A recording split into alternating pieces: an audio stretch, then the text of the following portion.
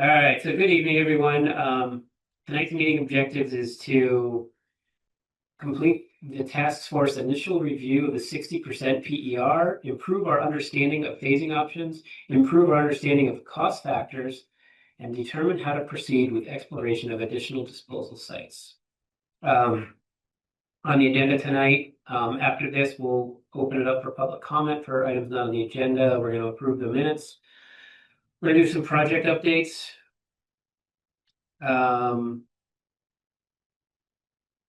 Then we're going to do, the bulk of the meeting is going to be a workshop of the 60% PER with our friend John from Du Bois and King. And then we'll do subgroup report outs. Before we get started, John, since you might not know everybody here, I thought we'd go around the room quickly to say who we are. My name is Eric Johnson. I'm on the select board and the wastewater task force. I'm Chris Brown. I'm on the planning commission and this task force. Susan Brzee, planning commission and task force. Chris Shaheen, town planner and task force member. Kate McCarthy with the Chittenden County Regional Planning Commission helping out. I'm Tom Johnson on this committee, and also I'm Jericho's rep to the Chittenden Regional Planning Clean Water Advisory Committee. I'm John Ashley from Du Bois and King. Great, thanks. With that, we'll open it up for public to be heard for things that are not on the agenda that I just listed.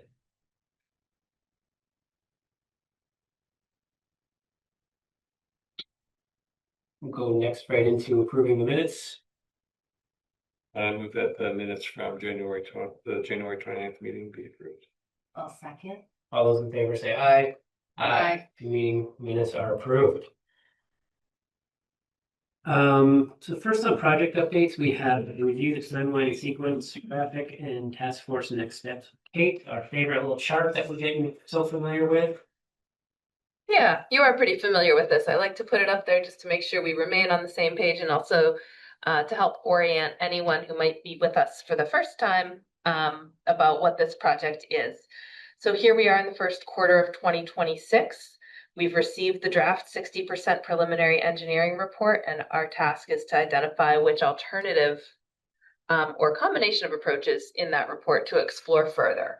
By the end of that report, we get information that helps the municipality decide what's next, whether and how you wish to proceed with this. But we're very much in the study phase. We're very much in the learning and adjusting phase, and that's very normal. So we have changed the bottom two arrows to hash marks to just remind ourselves that these can change when these things happen, depending on the needs and the desires of the community. So that's our orientation to the project timeline.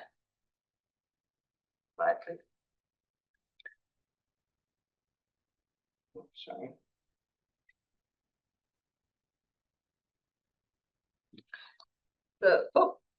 We're missing a slide. Maybe I put it in the wrong presentation.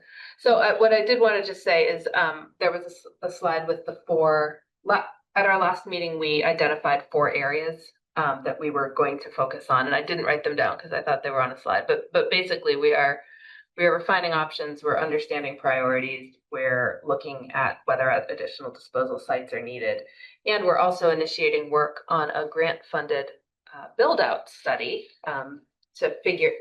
a complementary study to understand how might undeveloped land be developed if there were wastewater capacity, because we want to understand what that looks like, what that feels like, and how much tax revenue it would generate. Those things all kind of help give the big picture of the why here. Was that contract good to go yet, or? We're talking, can I say who we're talking with, Chris? We're not going to talk yet. Yeah. We're in conversations with a group in the area and talking about a scope to see if it's a mutually agreeable project. I think what we can say is we've gotten approval from the state to work to do contracting through CCRPC, and they have a pre-approved list of contractors we can work with, and so we don't have to send it out to bid. They've already gone through that process, and we're going to be working with a pre-approved.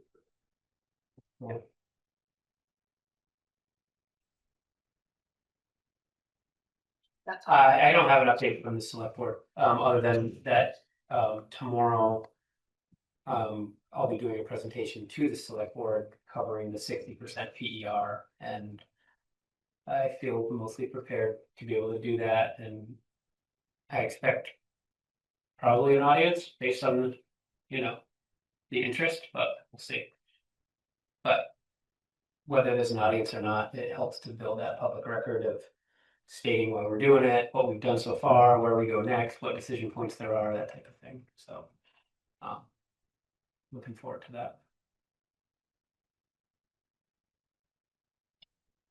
Next is an update on our Clean Water State Revolving Fund loan application. I'm trying to remember what the last update was. We had caught an error in the application, so we sent it back to the bond bank to have that error corrected, which they did quickly, but that caused us to miss the last select board meeting date when this needs to be signed. So it will be going to the select board tomorrow night for their final approval and signature.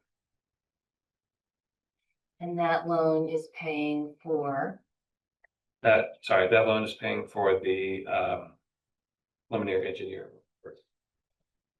It gets real confusing the way they're written in the loan contract. I think the loan pays for the whole thing. Yeah, The feasibility I study. thought it was 50%. It pays for the entire feasibility study. Yeah. And 50% of the. Okay.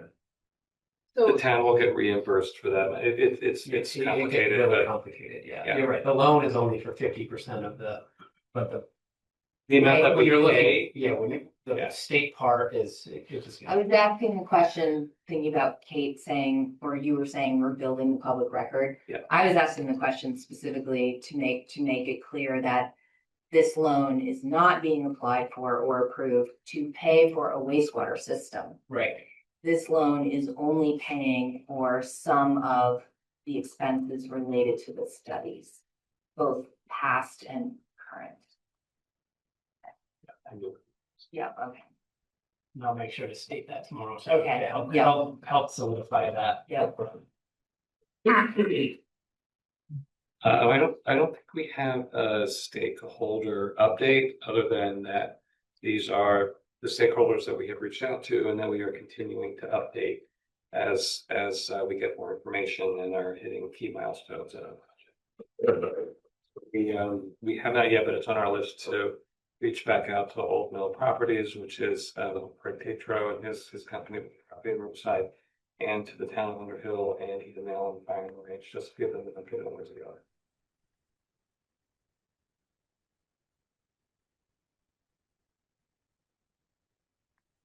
All All right, that brings us to the meat of the meeting, which is discussing the 60% PER.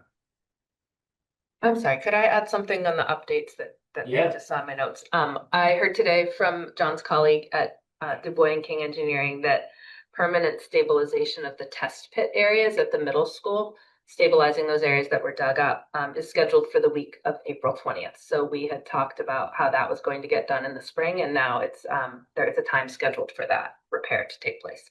That's good news. Yeah, I asked them to target setting it up for during the April vacation Oh, yeah. in hopes that snow will be gone by then. And it would be a favorable time to have a machine out there. So who lets the school know about that plan? We can do that. We've done sort of both. Kate's reached out to them some and so have we, so. Hear back from Jake about his preference, what would be most helpful. Yeah. I had a chat with the principal about it, and his main concern was for fall. Great. For fall sports, so I think as long as it's done in the spring and then I think they'll be in good shape as far as Yeah. that. Makes sense, not a ton of spring field sports, so. Sorry to take us off track there. That's okay. That's- Yeah, No. 60% PER. So the first question we had at the last meeting, Lynette had a colleague that talked about the indirect discharge based on like some of the design, and I think that was our big question there. Yeah, so we've gotten the follow-up written summary of the input from Ashwag. And had some time to go through that and consider it. So some of what I'm going to talk about tonight reflects that. So even though you're presenting tomorrow, you may want some of this, Oh, yeah. Yeah. Yeah. And so let's make sure I communicate enough so that you feel like Okay. you get it. Great. You have a good handle on it. Sometimes that takes a lot of explaining. Well, I recognize not everybody talks about wastewater and knows a lot about it. So I try to, I give you guys a lot of credit thinking that, you know, a lot of what I'm talking about too. So just let me know if you want more, anything different.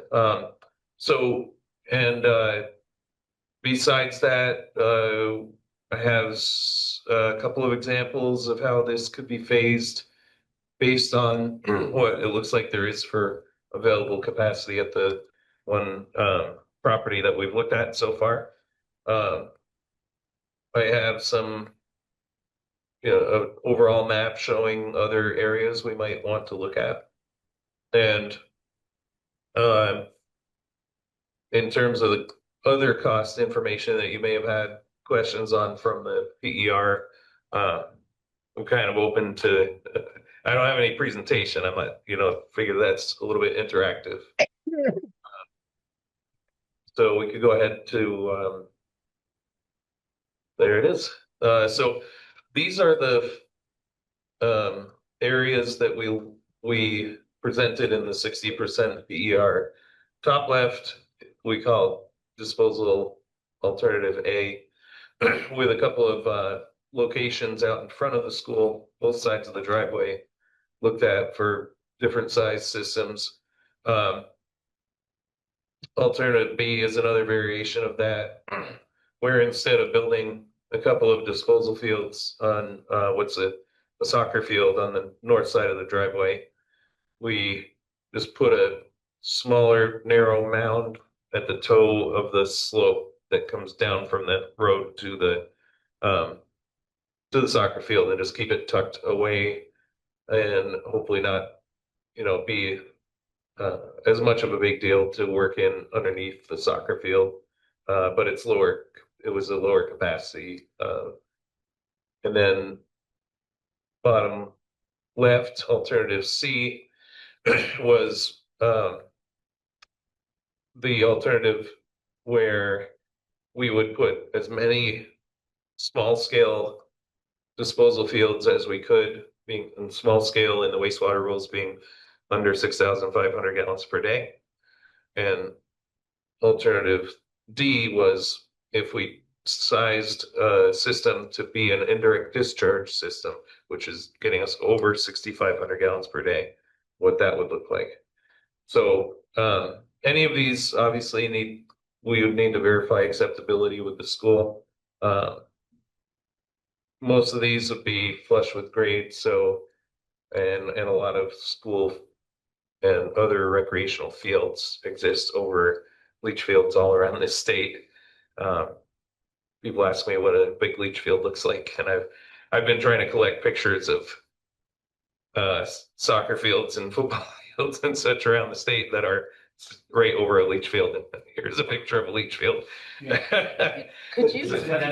Just to be clear, it would be you'd be adding 2 feet roughly, right? Well, there was an area where in the top right, the one just north of the driveway, sorry, on this screen, the top left example with the 2 yellow boxes north of the driveway, that one would raise that soccer field 2 feet. Not the rest would be behind this. pretty close to the existing grade. Maybe not exactly, but still flat. Not a big difference from what the topography is right now. But would they get enhanced flatness?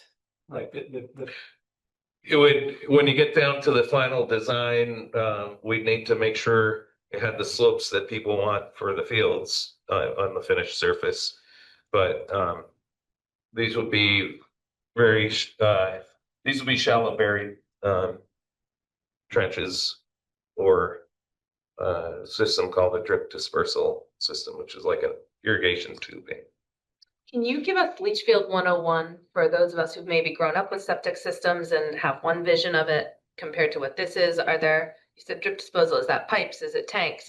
Are there pumps? Are there things above ground? Can you help us understand it a little? There are the most common leach fields are either a big rectangular bed of stone with piping in it, perforated piping with regular size orifices, circular holes in the piping to make the wastewater evenly distribute in this bed of stone. That and absorption trenches are the most common. So a big rectangular bed like this has stone all the way underneath it. But if this was a property that we were going to put trenches in, there would be 4 foot wide trenches filled with stone and perforated piping, separated by 4 feet of undisturbed soil. And there are different reasons you would use one or the other. There's a higher application rate per square foot allowed for the trenches than for the bed. So you would be removing the soil that's there and replacing it with stone. That's right. And these, now if we think about what's underneath here, I was talking about sort of what the footprint looks like. These would be, you normally have 6 to 12 inches of soil over the stone, separated by a filter fabric to keep the soil from going down into the stone and clogging it. And the stone is clean 3/4 to 1.5 inch crushed stone and it goes down 12 to 24 inches. Hi, can I show pictures of that? I have some pictures. Sure. I don't know if you can share them. Yeah, I can. Hi, Ashok. Hi, how are you? You should unshare so that I can share, please. Yep. Okay, thank you. Let me share. So share. Can you see? Yep. So yeah, these are the trenches and separated by 4 feet, as John said. Yeah, and these are, for example, is it moving? These are the mount systems. You're on the mount system now. Yep. Yeah. And these are the drip dispersal, for example. And they are in general buried like 6 inches. So you see the field, you will not see anything. I can go So back. that's it. The purple tubing on Ashok's slide there is the drip dispersal tubing. Yeah. Yes. And it works like an irrigation system. It's pressurized so that that's always pushing out. And you see all the wet spots. That's where there are spots where there's an emitter that allows the water to come out of the tubing and go into the ground. And you can see that that's not on stone, right, Ashok? That's on sand in that example. In this example, it's on the surface, but here, for example, it's after they added like the soil and the mulch and they seeded to have this grass. This is the final, view. Yep. Very good. That's good. So this is the wastewater. Yes. Where's the waste, the gunk? In the septic tank before the field. Okay, and that's in the tank before the field, and that's getting pumped Yes. by a truck and then being taken elsewhere. And Yep, to a wastewater treatment plant where they can receive it. And that's like a contractual relationship the town will have, or whoever owns the system will have with whoever receives the gunk from the truck? Yes, How's that for a layman's? that's pretty good. You got it. Okay, So if it were a mound system, it would be on top of native soil. Yes. Okay. And would there be an advantage to adding 2 feet of better material on top of the native soil? That there could be an advantage. Sorry, I've got something in my eye. I'm not sure what's going on. There could be an advantage to that for how much wastewater you could put into the ground potentially, because it brings you up higher from the seasonal high water Because table. you're essentially adding that material anyway, because you're talking about removing the existing couple feet of dirt and then adding new material. So you're essentially adding the material anyway. So if you added it on top of native, On top of native, but the disadvantage is compatibility with people's use of the land. If you raise their, sure, we'd Yeah. have to make sure that worked. yeah, Obviously, but- yeah. Okay. So that is something we haven't looked at, that I'm on the alternatives I'm gonna talk about tonight. Okay. For the larger areas, we haven't looked at, well, what if we raise the system onto a mound? The sand that's put in for a mound system is expensive. So there's a trade-off there. But if you're already building a system, it's a cost that might be worth looking at. So each of these alternatives have different capacities, gallons per day. Yes, And then the two that are on the bottom, C and D. I thought at a previous meeting, we had talked about the river channel and areas that were off limits. Mhm. How does that work with alternatives C and D? you don't have it on that mapping or in my slides, but we have it in our CAD drawings where the river corridor is and floodways, flood zones.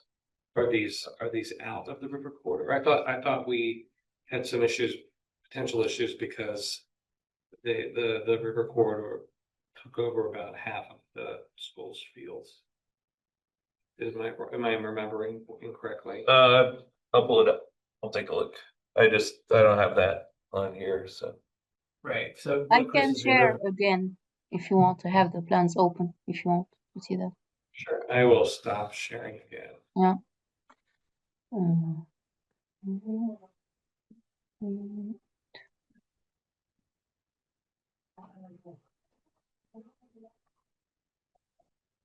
So this is Yeah, there you the, go. That's what I was looking for too. yeah, Yeah, so So is the river corridor shown on here? yes, it's the RC line that this does one. go through there. Yep, So we that is not we can't build past that. that's not a regulatory exclusion. The flood zones are, but the river corridor is not. I thought the RC is the space where the river can move around then, right? yeah. It is a representation of it. Okay. Based on some mapping that's not always specific to these locations we're looking at. It's a large scale line that's drawn looking at large scale.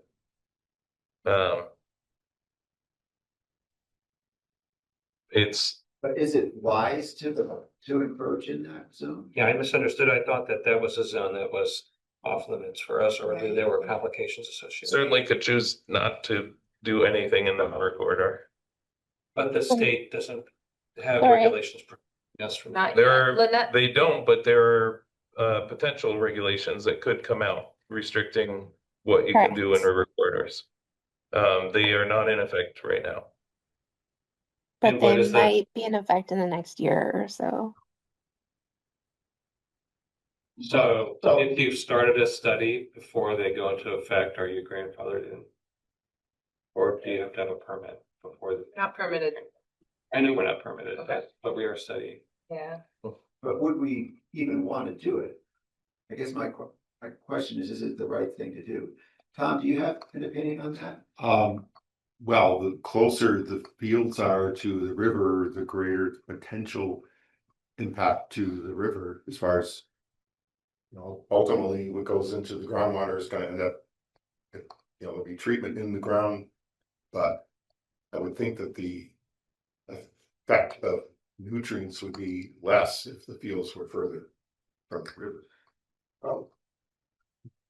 It's my understanding that the river corridor is, as John said, a large scale possibility. Okay, and I agree with John that it's not tied. I do know, right here in the town of Jericho, we've had a couple systems designed and permitted that were in it farther upstream.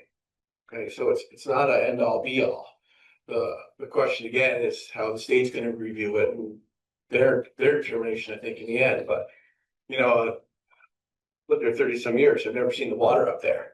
So again, that's the possibility with flood studies and so on of certain situations, and as it meanders, it can get there. But again, Well, I just watched the Millbrook radically change its course on Fitzsimons last year. Right. Yes. By my parents too. Yeah. we'll keep in mind that. Completely Let's changed. keep that question in mind of whether it is wise to put it in the river corridor. I'm not sure we're gonna answer that Yeah. tonight. I didn't mean to cut you off, Joe. No, I'm sure we won't. In fact,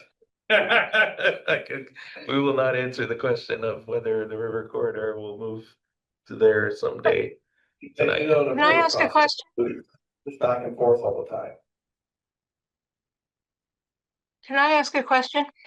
So I remember a storm in 24 hours. We got 9 inches of rain on Mount Mansfield, and the flooding was it was significant. It's very porous in this whole area that you're talking about. If we got, 10 or 15 inches of rain in a very short period of time, isn't it going to just wash everything through that leach system right into the river? Sorry, can you state your name? Elizabeth Harries. Okay, thank you. Elizabeth. Typically, the floodwater on a big area like that behind the school will go over it and then recede off of it. And being the distance shown there or some larger distance from the water, you have a lot of earth that needs to be moved before the leach fields would be impacted. So I have a question. But it's impacted by floodwater, not just all that heavy rain that's, coming down on top of it, and going into the ground. That's more what I was thinking of. Like, does the ground get saturated and push waste into the water at a faster rate or a concerning rate? Could it kind of Right. flood the leach field underground and cause problems if there are heavy rains? I Is think that your that- question? I think Yes. that's what. I think it can also. Getting at in terms of why we needed to be a indirect disposal system because of the potential for. Am I mixing things up? So the indirect discharge permitting program requires that we provide adequate treatment of the wastewater before it discharges to a surface water. That's what the indirect discharge means. There are a whole bunch of steps to get there, and they are done modeling and sometimes using or showing on a bench scale test, putting wastewater into that and the level of treatment that occurs in the soil before it will appear in the surface water, and making sure that it won't have a negative water quality impact on the river. That's not going to be significantly changed by floodwater going over this area and then going back. Because most of that water, there will be water that infiltrates into the ground, but it's permeable soils, and that's why it's a preferred disposal site. So So let me just put a finer point on the question and then we can probably wrap that one up. But is there a risk that the heavy rainstorms that we're seeing are gonna overwhelm leach fields and cause pollution? yeah, there's a risk that they'll overwhelm everybody's individual leach field that's in these same areas all around town So that's an existing in risk. worse conditions and worse soils. Yeah. And those are some of the systems you should consider connecting to this. So there's no Thank you. greater risk by, if we were to do this. No, this would be, the goal would be to improve that by putting it in a better site that's meets all these much more strict criteria than everybody's individual leach fields. I guess the you. question I had, John, is when, people bring up concerns and we just got, 6 inches, 9 inches, we start approaching the 500-year flood. During the design of wastewater, stormwater, culverts, bridges, how frequent do you use the 500-year flood as your basis of design? It's the funding that you're using for this project requires that 500-year be considered for some parts of the design, Really? especially the structures. Like if you're building a treatment building or you have a septic tank with access risers on it. If you have a pump station with a vent and with a control panel, they You can't. take that into consideration. Yeah. Okay. Now, it used to be it was the 100-year, but Lynette, correct me if I'm wrong, but I think the 500-year is the current one being applied for those structures. So Am I right on that? yes and no. So under the current federal executive order, it is only the 100-year flood elevation. Under the previous executive order, it was the 500-year. We've updated our guidance document for under that previous executive order to provide guidance on how to meet that. And my understanding is that these new flood regulations are going to be sort of basically parallel with that previous executive order. So we have not fundamentally changed our guidance document, although like if you were to be going to construction tomorrow, only the 100-year executive order would technically apply. It's just maybe not a great idea. Well, thanks for taking some time to orient us or reorient us to some of these options and get some of the basic questions down. I think we were due for that. I want to make sure we have time to do the other things. Agreed. Mr. Chair. Yes, please. if I may. But I guess I'm feeling, if anything, less sure of our direction going forward than I was an hour ago. So if we need to keep meeting moving, that's fine, but it seems, I guess I have pretty big questions about the indirect discharge. It seems like that I would be interested in knowing how we would not need that. It seems like intuitively, it seems like we would require that. And then I'm not sure how we would decide to proceed with the river corridor line. It just seems impossible for us to plan around regulations that might change in a year. I feel like we need, like, I appreciate Lynette's visibility into that. That's really good. But I don't know how we could possibly think about all the regulations that currently exist, which seem overwhelming, and then think of the ones that could exist. So I feel like we need to plan on what's smart now, what's available now, and understanding that this is going to be a long process and stuff's going to change along the way, right? But at the same time, I feel like we owe it to the community to do the right thing. And so I guess my question is, if we're building this in the river corridor, how good do we feel about that? Because I'd want to feel really good if I was going to push that as the plan. So the bottom two look like they are in the river corridor, and the top two look to me like they're not. That might be a little bit too. No, that's how I was, Well, that's how I lose see about it, a seems third of like. the- But then I was wondering if in the bottom two, if the orientation of the leach fields shifted, if there could be some in the river corridor or not. But actually, what John, as he was explaining his answers, it sounded like even if it is in the river corridor, there are safeguards and protections put in place to take that into consideration. Yep, there's a lot to work at. We're at the very early planning stage, and the river corridor will be considered throughout the design and permitting. And then I guess a question for Lynette. Avoiding it is not required in the current regulations, and you don't have a lot of other options for sites. We can talk about that tonight too. And some of those also have river corridors on the sites. And then for the Sandy soils tend to be near rivers. For the proposed regulations, Lynette, do we know what's in them? Are they still being drafted? And do we know if it's going to be a ban or just more regulation?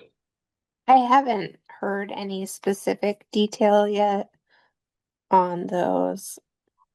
So I'm sorry, I don't know more. Okay, thank you. If, John, if we have submitted, let's say you put the design together, we submit, and it's in their hands, you get we have 45 days to review this. Even after we do that, if they change the regulations, we're still in on the regulations when we submit in that day, correct? That's how I would expect it to be treated. Yeah. Which isn't necessarily what we want to do. Like Chris says, we're trying to do the right thing, but there's just a lot of already complicated environmental factors that are already built into this whole thing, right? It's part of why this thing is so expensive to design and not just just dig it here, right? So I think I really want to get to the indirect discharge stuff. So if we could move to that, please. Good segue.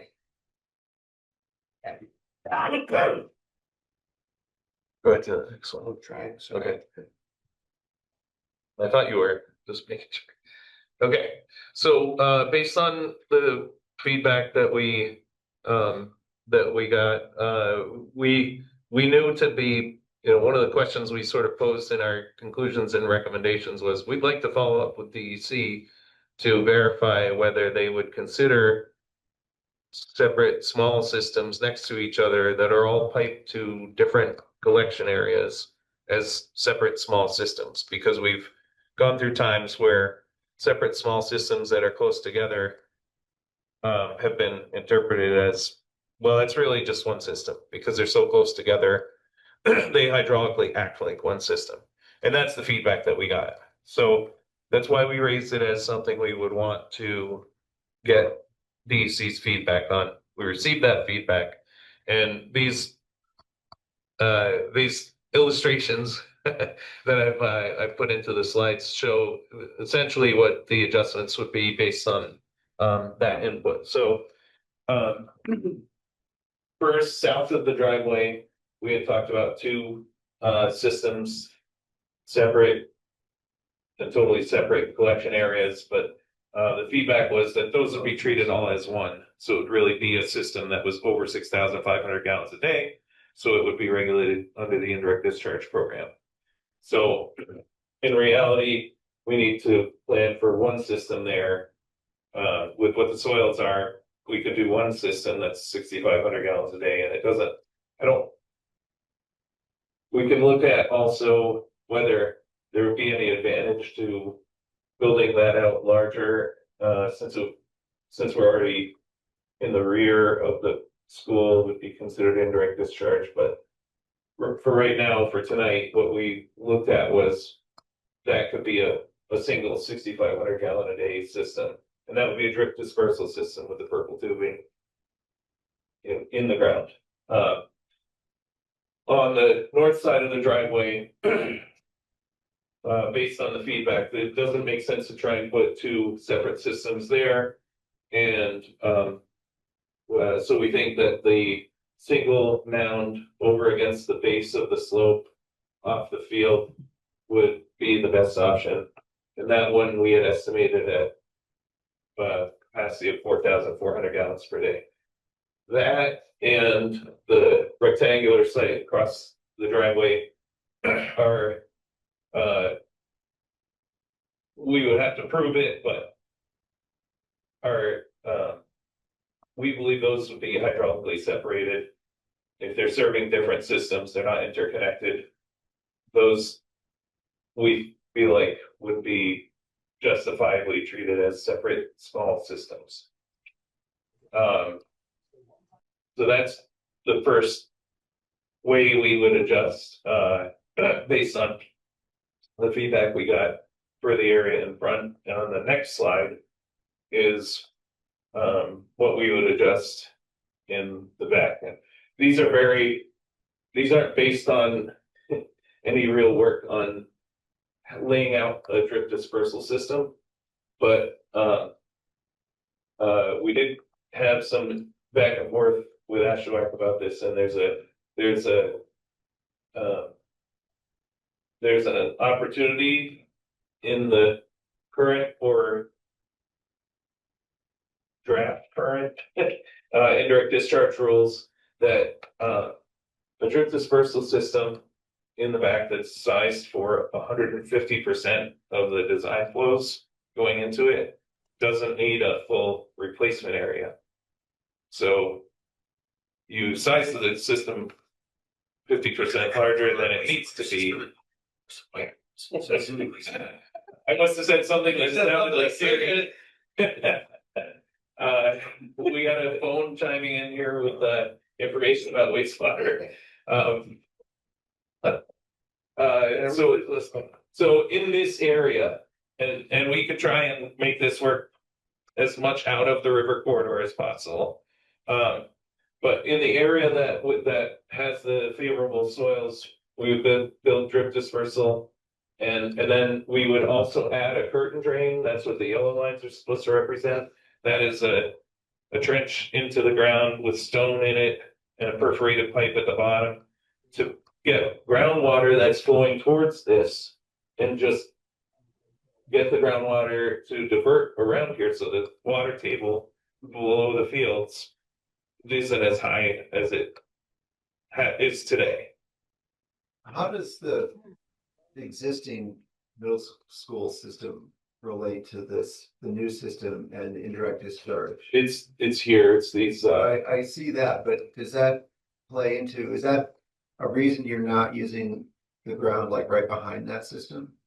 yeah, so we had looked at this as a potential area to match a smaller field over here. Because in a traditional indirect Literally, discharge. like, right next to the brown. Right, here, you're talking. No, Below. right below it. There's a Between whole that, between the existing system. Oh, here, Yeah. here, got you. Is there a reason that that's not shown as a new part of the new system?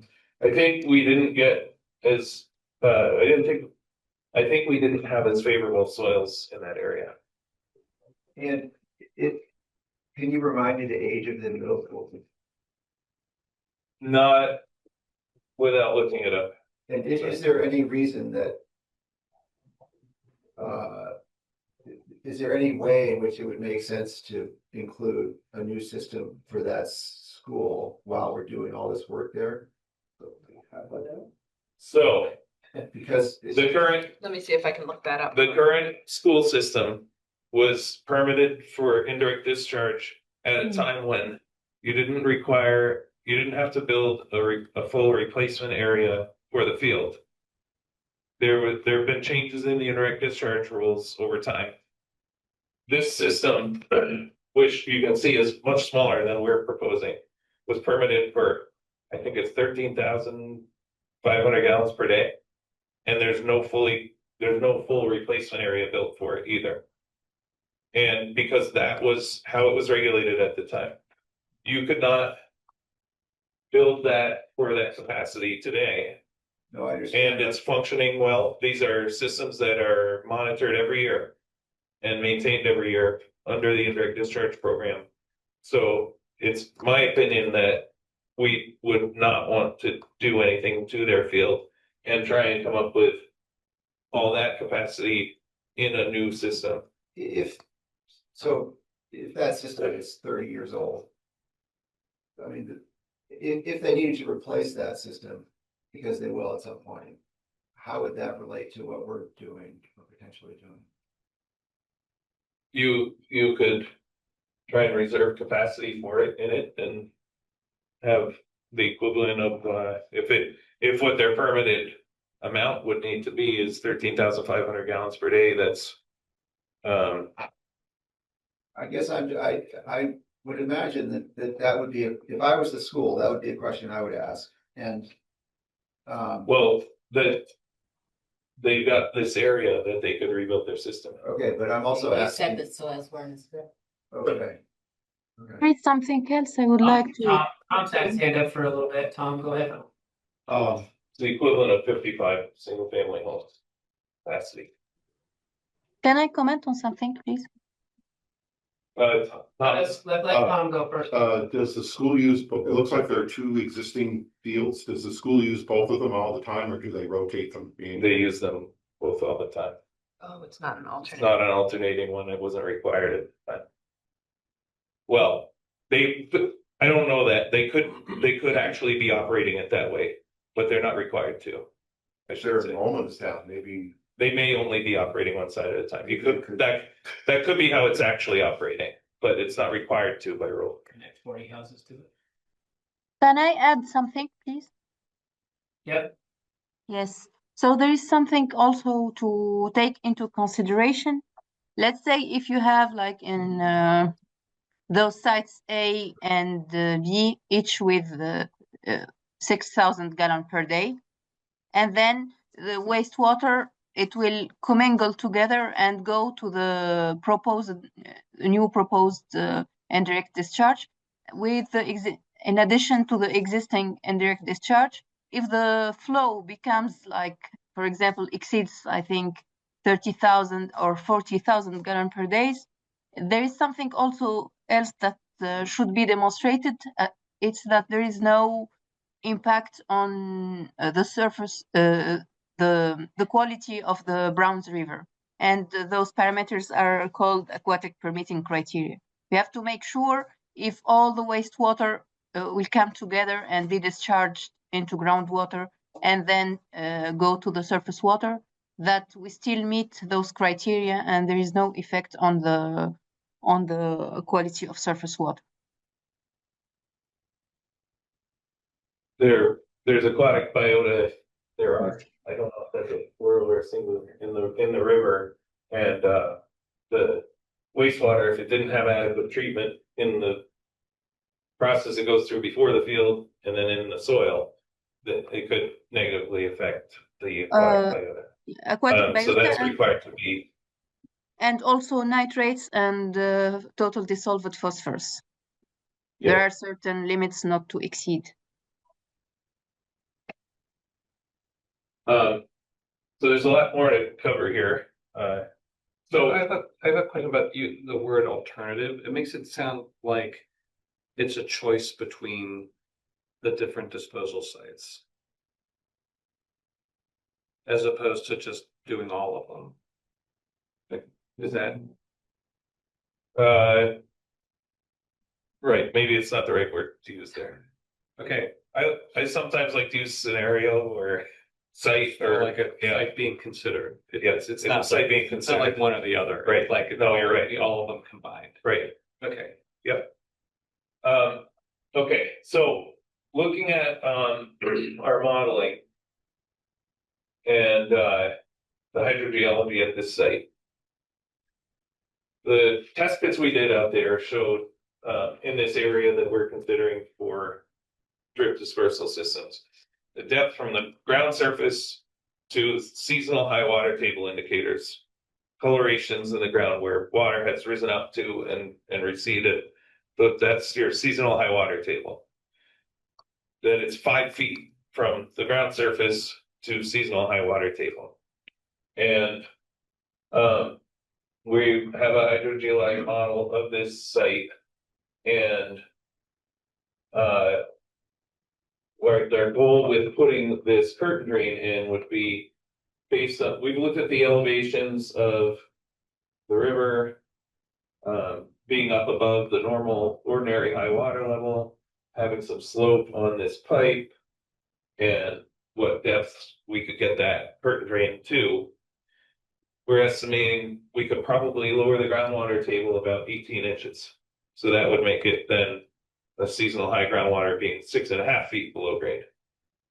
So that would give us more unsaturated soil, which gives you a higher application rate. So our assumptions in coming up with an estimate of 10,000 gallons a day for this are that that curtain drain would lower the water table 18 inches from where the seasonal high water table is right now. And that our drip lines would be 1 foot into the ground, which actually I pointed out earlier, they could be as low as 6 inches. So we might gain another 6 inches of soil if we did that. But for right now, the model assumes they're 1 foot into the ground. How does that work in the wintertime? Wastewater doesn't freeze in the winter. Okay. It's hot. Yeah. It's an active biological process. Yeah. That's oversimplifying, but that's fine. one of the big I factors. love oversimplifying. Tom, can you explain your reaction to what he was talking about, the system and lowering it 18 inches? Yeah, will that work? You Yeah, had- it can be done. okay. Yeah. It seemed to catch your interest and I didn't know why. Well, yeah, I mean, yeah, I believe there's language in the state rules about that, yeah. Yep. The whole premise is based on unsaturated treatment, which, I'm doing research that incorporates saturated treatment, but that's a whole different. Okay. So one of the things in our model that affects how much water it shows you can put into the ground. Let me back up. One of the things that affects how much water you can put into the ground is that the water can't rise to be too close to the bottom of the leach field. You need a certain amount of unsaturated soil to get enough treatment. So, so we're adding water. There's already groundwater flowing under here. We're adding water, and it's going to be higher than it is right now. And one of the things, if we picture, we've got a 5-gallon bucket and a bathtub, and you dump a 5-gallon bucket into a bathtub, you'll see the water table come right up.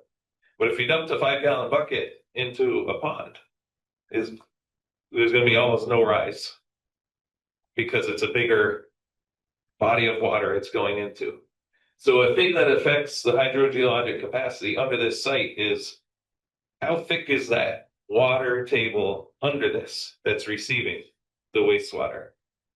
So if the top of our groundwater is at 5 feet below grade and the bottom of the groundwater aquifer is on a clay layer that's 12 feet below the ground, which is our current assumption in the model, then you have a saturated thickness of 7 feet that it's going into.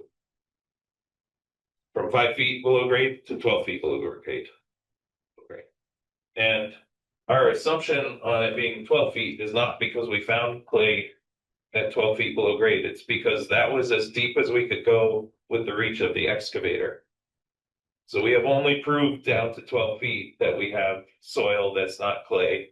Then there's no impeding layer. This is still all the sandy material that conveys water through it. So at some depth, though, there is an impeding layer. That's why there's groundwater there. It's either clay or bedrock or till. And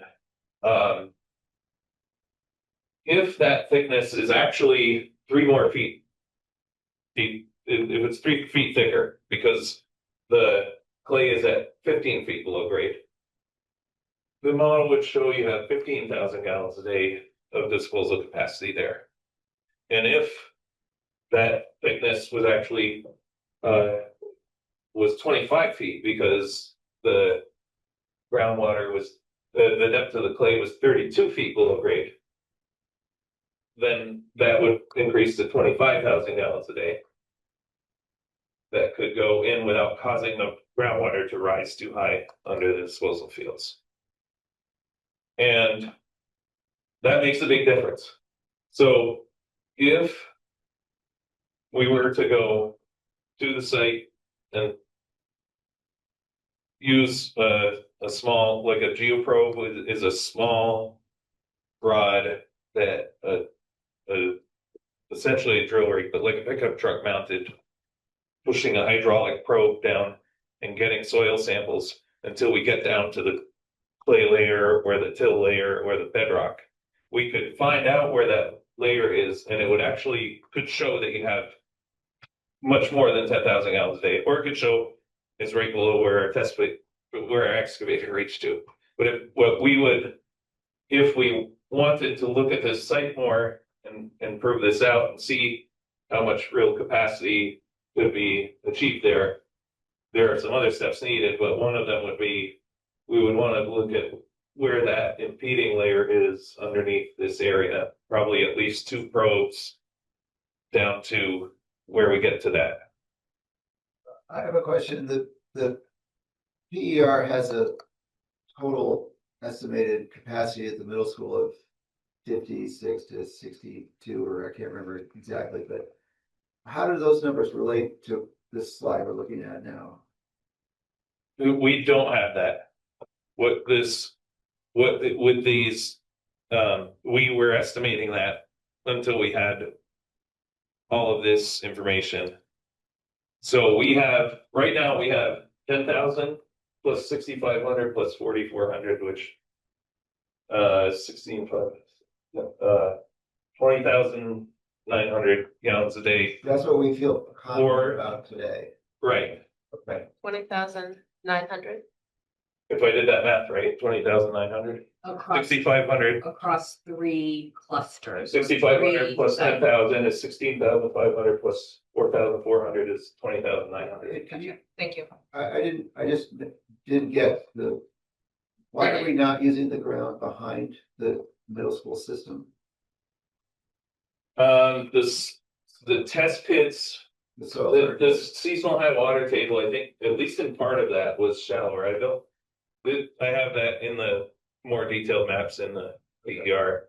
I can look at that, but that's my recollection is we had some over here that were shallower to water table. So I just Maybe wanna- that's because there's a bunch of wastewater going in the ground there.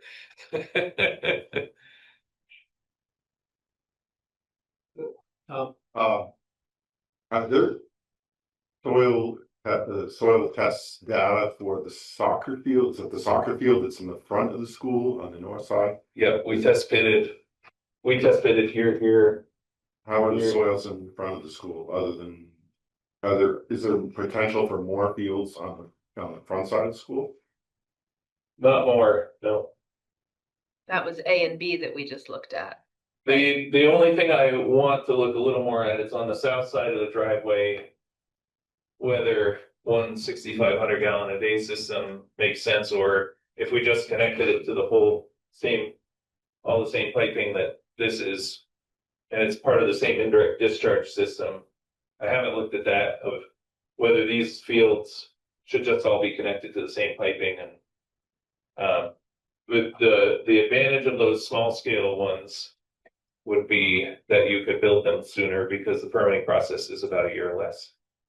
So the school district owns 2 separate parcels, There's Browns River parcel, and then there's, well, it used to be under. a parcel line that goes right. Is there any potential for, I think it's Underhill ID School is at the bottom left of the map. Is there any potential for fields closer to the ID, what was the ID school building? Well, they've got some stormwater treatment practices that are planned in some of the good spots there. So at the last meeting, well, I mean, it was 2 meetings ago, it was a disappointing discussion on what we thought, that we weren't hitting the capacity that we were hoping for in the middle school.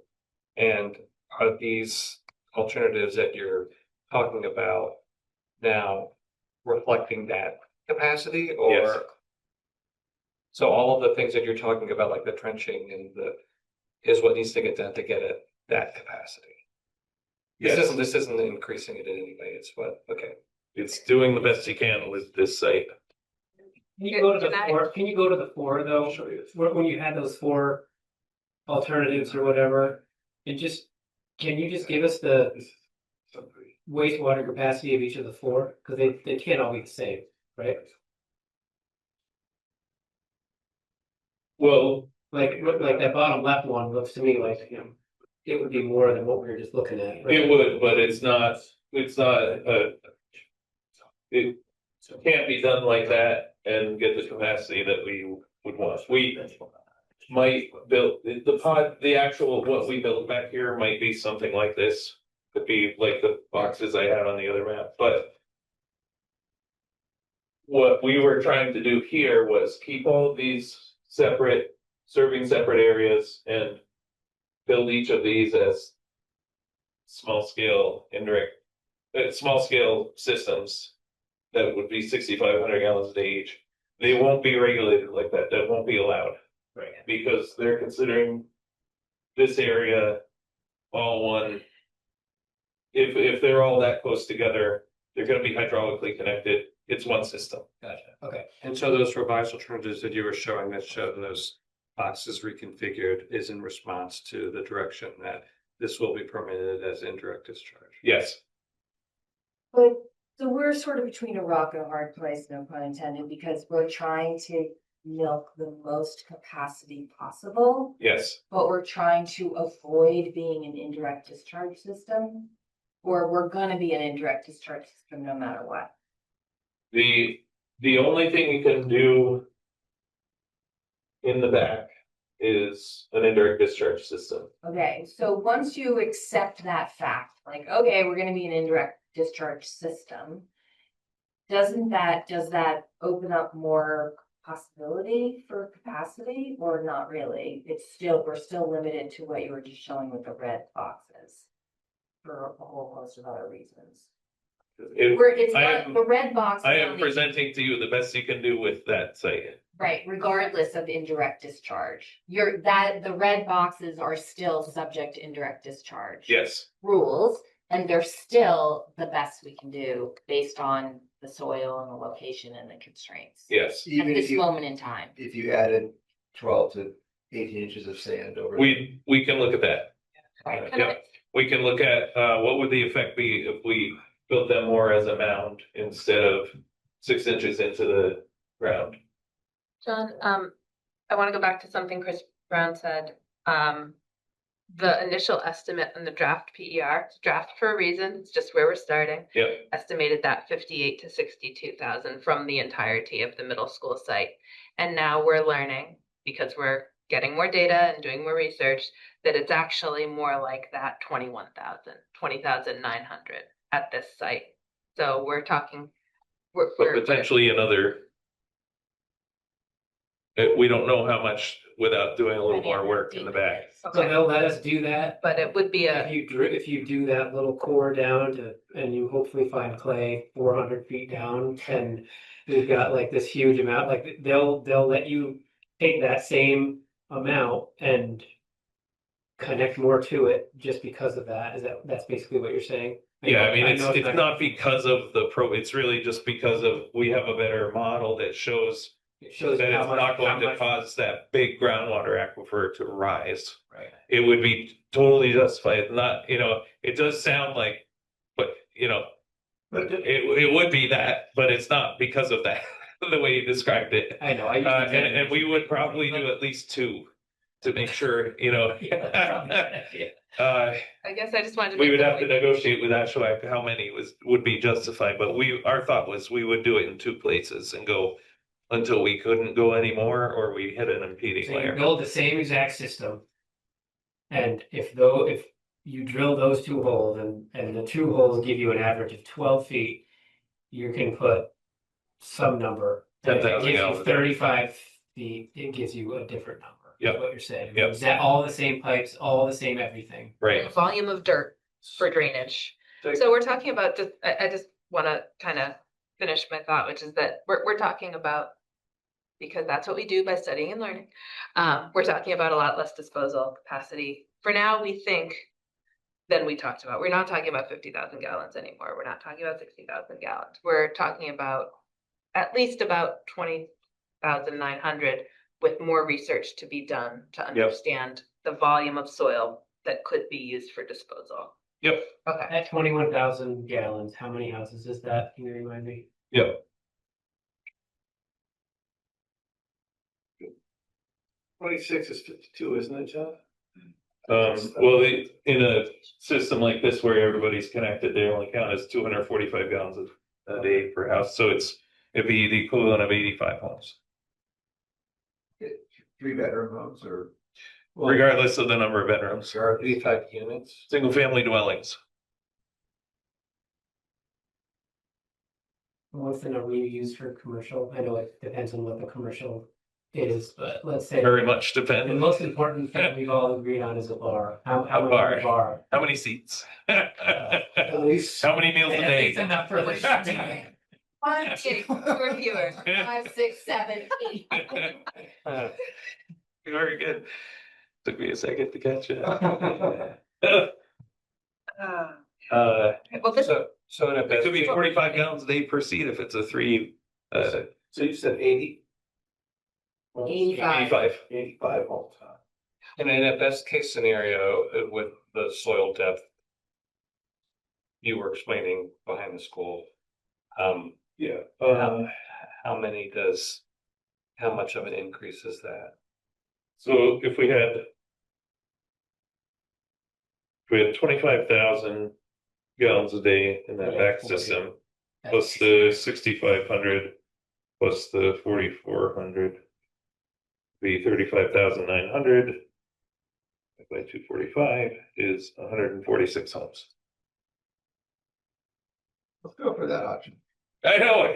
Let's find the clay being that deep for And then sure. what needs to happen for us to know that 2,500 is realistic? Yeah. That we need to do additional testing. You said that. Yeah. So our picture is we either hire a pickup truck mounted geoprobe or one that's on tracks, depending on, we're going out there and there's plenty of snow cover, probably the tracked one.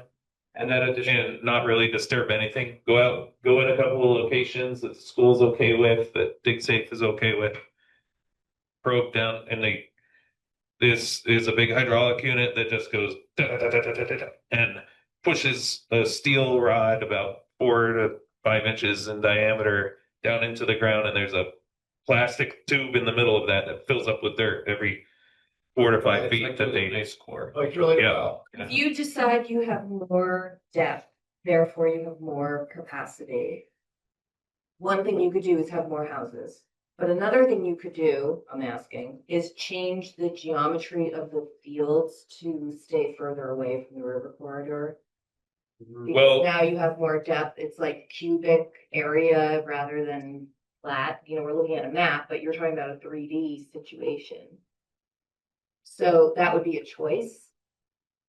Right, Okay. but we couldn't, you also have limits in how much you can put in per square foot of leach field. So we need to build it to a certain size. You can't just, yeah.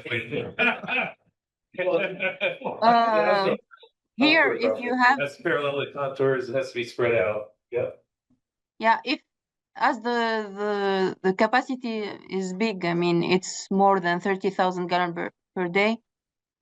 So there is treatment that will be required by the indirect discharge rules. And if you add treatment, you can increase the application rate also.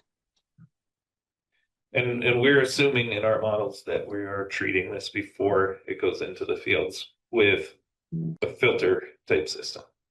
And the Sand additional- filter or a textile filter. The additional soil testing that you were describing, is that part of our contract, or is there additional cost? We can work it in, It's part of yeah. it. Great. Okay. It wasn't what we thought we would be doing, but it's still fine. John, when you talk about the pre-filtering and so on with sand, what's the maintenance stuff on that? Is there something that, you know, Yeah, 5 years? there's annual, maintenance that's needed, at least inspection of everything. Okay. And typically, like on a recirculating sand filter system, you typically flush all the lines out each year in the bed itself. I'm sure there's more to it than that. There are pumps in the systems, so pumps need maintenance when pumps need maintenance. We're not talking about hauling out the sand or anything, we're just talking about, you know, like, what, routine maintenance, bigger scale, like we pump your tank every 3 to 5 years. Yeah. You know, clean your There's filter, so. you would have a service contract with somebody to maintain it. Mhm. So there would be an annual cost, and there'd be the annual cost of the pumps In the inspection. and the inspection. Are the rectangles drawn to scale? No, those are really rough, just trying to get it ready for tonight. They're not even, I don't even know if they're the right shape and orientation. I just wanted to show the right area. Would you say 13,000? Yeah, So, well, They go with different. right, but I guess my question is really, we could, if it was drawn to scale, we might not be in the river corridor as much. Is that possible? if you go back to the one with the 4 pictures, those were pretty much the scale. These, Okay, so I tried to be okay. at least somewhat right in that regard. But the 2 red ones are different dimensions than these 5 blue ones. Yeah. But not based on a lot of Footprint. working on the right. Yeah. So trying to make the best use out of our time tonight, I feel like we could talk about this piece for another 2 hours. Joe.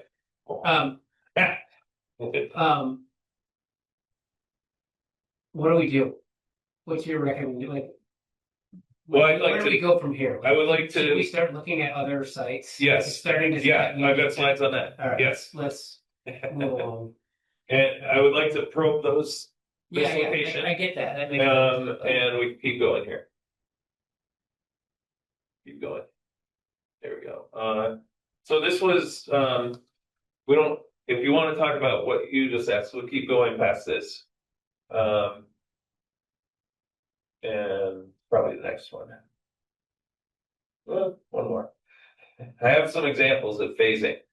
Yeah, it's a ways in, I guess. It's a green one with yellow boxes on it. There we go. Yeah, there we go. So these, to me, are the sites worth considering looking at. I also have a call into someone at the state who has been in this same industry for a long time and mentioned some favorable sites that were identified outside of Riverside. Can I just say something for the record? Is that parcel 420XP at the very top is not being considered. Okay. Once it's in Underhill. Yeah, it's in Underhill. It was mentioned to me behind the fire station was a favorable site, so I just marked that as an area where there's some favorable soils for discussion tonight. This is a small area on the little sawmill right next to the bank that's not currently developed, where it was previously permitted for some disposal capacity. But I think the interest was in making it a lot where you could put something right next to the road, you know, some development. It isn't developed right now. Previous designs had quite a bit of capacity there, or right near it, around 6,000 gallons a day. So maybe worth looking at, but also the landowner may want to develop it. That's why he got it permitted to, it's actually permitted to, if something were built there, to go to a disposal field down here in the corner. Yeah. So that's that one. This one is a private lot that's been identified in our feasibility study from early on. It was one of the options we looked at of having a couple of sites. That's PDS4 on the screen for people. And I think this site is common land that goes with this U-shaped development. Sometimes I know all these roads off the top of my head. Yeah. not right now. So I think that's common land because it doesn't show up as having an owner. It is, and so that would be probably something that the town would need to look at. Are there any existing covenants that would prevent you from putting a disposal field there before even? I think that one would be very challenging. Yeah. What's that? I'm interested in the top one and the bottom one. So this one is pretty big area of favorable soils.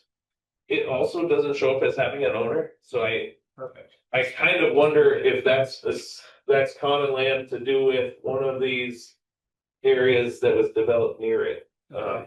But I don't know that. Okay. Tom. There's a Xenophon something HOA Yeah, in that area. okay. Yeah, I think this is Jonathan Drive or something like that. And that was my thought, is it probably, even though seems like a small development, it must have been permitted with some common land. So that's a, and that, the nice thing, which if we went through everything, one of the exercises we did for this in phasing was we looked at when you start getting farther away from here, what the cost per user ends up, the effect on that ends up being, from what we did, there would definitely be an advantage to being, having sites in different areas so that you aren't running wastewater lines as far. So that one's nice in that way too. Pipes are cheap. Whenever I say stuff like that, he always says pipes are cheap. And then this one Excavation is, I don't think this is I don't think that whole site is, favorable soils. I think we've just highlighted the whole parcel here. Well, I'll tell you, John, the front part of it's been filled a lot. Yeah. The back's been stripped and turned over and so on, and this. And has the bottom part? I guess I can't tell exactly where we're at. Has the bottom part been preserved now too? Or No. am I thinking of a different? When we get down near the river, we get into the floodplain pretty quick down in there. Yeah. It walks across that pretty good, and it's been regraded. There is some gravel. The question is, it's gonna be Okay. Yeah. how part of All right. the water table, because it's been stripped pretty hard over Behind years. it. Yeah. Joe, when you say it's been turned over and it's been So that's disturbed, Yes, all been regraded. what does that mean in terms of leach field capacity? Well, it depends. So there's a lot of gravel. There was a lot of gravel in there. That got hauled out to work on Route 15 and Lee River Road. A lot of that used to be about 10, 15 feet taller prior. So when I say when they pull out that gravel, that's all bank run gravel from the river. Just like my house is the same way. We get closer to the water table down there. So Okay. the question is I think there's still good gravel, but how much farther do we go before we hit that water table? Mhm. Those were ones that are, looking at the soil mapping, what's developed and undeveloped. Some larger areas that, in my opinion, are worth looking at or could be worth looking at. And there are other factors like landowner interests and needs and what's compatible with their use and such, but. What if all of these sites were in no, for whatever reason, like there's a covenant, the landowner doesn't want to do it, if all those sites are a no, then are we, our only capacity is what we could get at the middle school if the middle school were to agree? Well, it would be your only one that's as cost effective as if you get something in that area. If we could, we did look at all three villages. We looked at decent sites in other parts of town that are in different village centers. In theory, you could pump to another site in one of those locations. Well, if there was a really nice one, you could, do wastewater in both areas. It's a lot. We looked at a long way to municipal connections anywhere. Those come out more expensive. But how far is reasonable to pump? Right, that's what I was wondering. How many miles or? I mean, Shelburne, they pump pretty far, don't You they? can pump wastewater in one ways, where it's. Yeah, once you're pumping it, to the distance, it's not. Then it mostly depends on, are you going up and down a bunch, crossing rivers, going through areas where there's ledge? It's all the things when you're going along the road, all the things we see that really affect it. It's not the distance, it's what's in the distance. Probably if it was just sand the whole way, maybe the answer would be it really doesn't matter.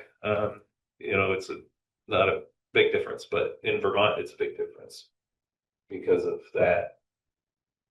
I think we could look further and further outside of this, but we're trying to stay within a reasonable distance, at least right now, because those are going to be the most cost-effective areas for you. What about the commercial zone? This one's in the commercial zone. That is commercial. And we looked at some other sites in the commercial zone. What about farther southwest of that?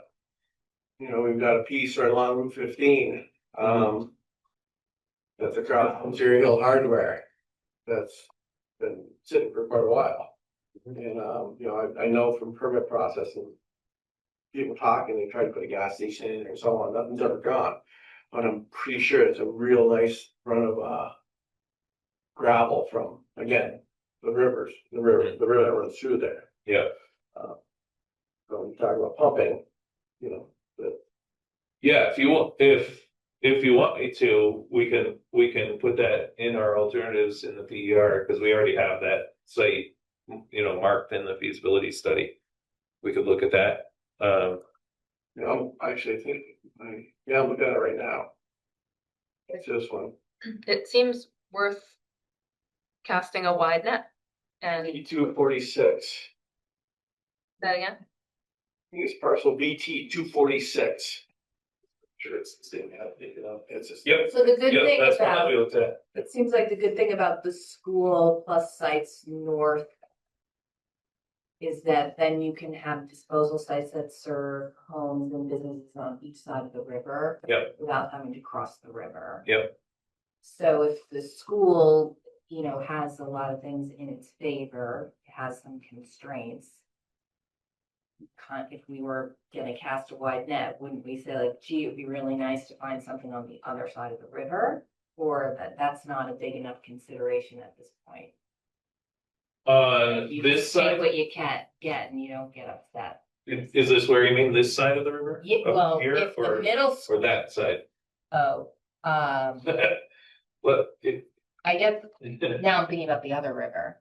Oh. maybe. So maybe scratch my question. But I was thinking about like, a lot of times it's like, oh, well, there's the river, you'd have to be on the other side of the river. So, when we cross rivers, we bore underneath them. So it's not, the river isn't, it just adds some to the cost to go Right. under them. Where is the state in considering allowing leach fields under parking lots? Is that come? I don't think they're considering it, as far as I know. There's a pilot project underway in the Upper Valley with a small scale developer there, Jonah Richards, who I think is getting a opportunity to try something on first time. Lynette, do you know? I mean, I think I read something about Yeah, it. there was a blog post on it. I've not heard of that yet. I'd be interested in reading the blog post on it. I'll get it to you. Thank you. I know we replaced one under a parking lot before, it was pretty clogged. so there's a regulatory threshold, like under 6,500 and over 6,500. And when you go and work around, like, not having a frame of reference for the numbers and now looking at numbers like, well, we thought it was 56,000, now it's 20,000. And then I think about 6,500 seems really small relative to, like, what are some of the biggest, best leach fields around in small towns like ours, capacity wise?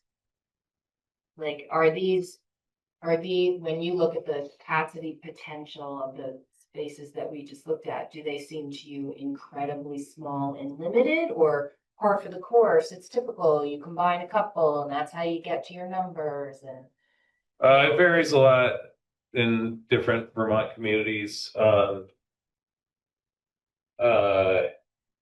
I would say there aren't a lot of towns that have one really nice big disposal site. The one we're doing in Waitsfield is 95,000 gallons a day. That site is a mile and a half outside of town. But it's a really nice site. And the town owned it, you know, and then there's a lot of things that have to come together to make one of those work. Yeah, Gravel that's right. pits are good, you know, gravel pits are something that have taken away some market sites. right, If you had a gravel pit that's really untouched, we would want to look at that. If anybody knows of somebody sitting on a gravel pit that they haven't opened up to do anything with, so that could be the magic bullet because. Oh. Yeah, I guess I have a but question. it's a mix. Some towns you don't even have anything this good. Oh, so this isn't, it's not like the worst you've ever seen. No, I live in Addison County. We don't have this. yeah, I'm sitting here. Except along Route 116. Sad face, but it's actually not that bad. No. So, I guess I have a question, John. So let's go back to the middle school.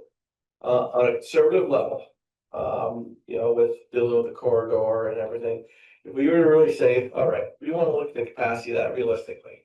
Realistically, what can we get out of that for homes, do you think, realistically? I know would we say 85? 85. 85, but if we improve the capacity, we could potentially go to 146. So keep in mind that right now, I mean, between that PDS4 and another piece, because of the zoning regulations and the soils and what we've kind of looked at, and that could be over 72 homes there too. And that's purely a private venture. You know, town has nothing to do it, just gotta prove it. So, you know, if we look at that many homes and that many homes in the private sector, you know, that's 70. But you could do 100, almost 150 homes. You could do homes on those sites if they're preserved open land. We could. You could put This is like leach field there. That's what I'm talking about, Chris, is Oh, both that with the PDS4, Yeah. using that for Riverside, but PDS4 standalone. right. There's 14 some acres, but there's no density. Whatever we could fit on there with cabin soils, we can maximize that. And then the other piece is 21 acres with enough capacity for 2 systems, roughly of 6,500 gallons located off site. And that's, you know, What's the 21 acre one? That the airstrip, Bill News airstrip. Parcel 261B. Okay. No, actually, it's the other side of the river gate. This is that it right Oh, there. thank you, yeah. It's not. Yeah. Why was that not identified for a reason? The septic on that's not good. The capacity for that is offsite septic. I see you're talking about. The 64 development homes. potential. Yeah, Talking about Okay, sites right. for homes. Yeah, right. Because we have another parcel offsite with such good capacity, you know, you can get a very good build out on it. So, you know, I think this looked terrible. I mean, Yeah. it would have been nice if we had some more nuances at the school, but Yep. still, that's a pretty achievable goal. And if the town did work anything out with any individual landowner, taking PDS4 or 10 as an example, that could all be an opportunity at the same time. Like we did 6,496 gallon a day mound system in Ferrisburg behind the school that has capacity for the school, the town hall, and the private landowner that worked this out with the town built a 9-lot subdivision that's also connected to it. And all 9 lots have homes on them now. How much did that cost? I it was hundreds of thousands, but not, that's what it was. But I don't remember. Oh, yeah. Yeah, maybe 400,000 or something. What if the rest of you think about the 85 proposition? Well, 85 houses, if you bought everybody a brand new septic system, which maybe cost you $40,000, I don't know, I'm just guessing, is 3.4 million. Yeah, not all over the 40. Right. Some might be, some may So- be. If we want to talk costs, we can go back a few slides. While you're going back those slides, I almost misspoke on that pilot project I mentioned. So this idea of installing septic system under a parking lot, this small scale developer has the green light to submit a full application for a pilot project. They haven't been approved for a pilot project. They're in conversation with DEC. I So agree. I don't know what you are. Great. This one or? I just wanted to This not one. spread rumors. Wow. One for the, yeah, okay. So this, let's see. So this is one where we put, in an example, let's say we've got 20,900 gallons a day of disposal capacity. Hey, my math came out right. That's That's 85 homes, yep. This is the 85 homes. Hey, we did it all. I got it. So it was all, I forgot it was in my slides. So here's an example of phasing. We can look back at the other map, but if you want to just start talking costs right now, these are the capital costs if we collected from 3 areas. I could show you on a prior slide.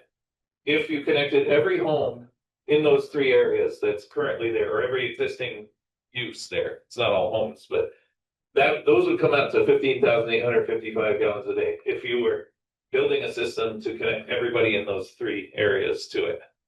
That's just for a frame of reference. You don't even have to do that. But the 20,900 gallons a day is here, and then so if you did connect them, or some portion of them, some of that would get used up. So that's the capital costs of building that system based on our current estimates. $3 million. And what's the 5 whatever at the bottom? You don't understand The that. lower table. So that's the collection system. This is the disposal, treatment and disposal. Oh, okay. So Add those 3, together. yeah, add those 2 together. And on the next slide, I think I have the totals. Yeah. No, Those that's numbers are right. much bigger. Something's different there. Okay. So it's 3.5 or 4 million or something. You go back to the other slide. It keeps Yeah. going up every time he goes to a new slide. It can Let's go go back. back. Go back. I like that top number on the first slide. Yeah, I'm not sure that this, I think there's a slide in between that, I don't have in Well, the this slides. only Like there's has some. collection areas 2 and Yeah, it might be other related project, but Yeah. this might be strictly just the pipes. So I don't think that, I don't wanna give you the false impression it's 3.2. The project cost summary is probably the right one.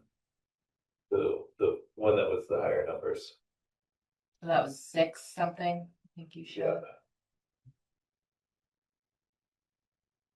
But so this is set up so that we can look at what if you collected from different areas. If you want to go back about 3 or 4 slides, there's a map with a bunch of colors on it, mostly a white map, this one. So what we looked at, and we can do more of this, but this was just an example for tonight. But my thought was we could look at a few scenarios in the PER of how you would phase this, how you would use that 20,900 gallons a day. And so the examples we pulled together were if you collected from this area marked in yellow, and that area marked in purple, and this area marked in aqua. Among those would total up to the flows we were looking at. We want to collect largely from the one area you didn't circle. Well, we need that input. You mean this one? Yes. Well, their phase 1 is already got a system No, that's I know, 6,000, but that's there's 25,000 gallons a day that they want for the phase 2. It's how much, sorry, what did you say? What do you- That's what I've heard is they want their phase two would be 25,000 gallons a day. Which is what? That's right. Hundred-ish. You could use it all on that? Their phase one, No. well, But go ahead, Tom, you've been waiting. Okay, so the existing permit for phase one in the triangles is for converting some existing buildings and then single family houses, but we haven't even started the housing study yet. So is the town and the landowner, would the town and the landowner agree on greater density of housing in that area? Susan, were you concerned that the whole capacity of what we have might go to his phase two? No, I'm very attracted to the idea of the capacity going to phase two. Well, I kind of agree with you. We could do a partnership with them. Oh, for sure. Yeah, The cost saving. But are some of those, like the purple group?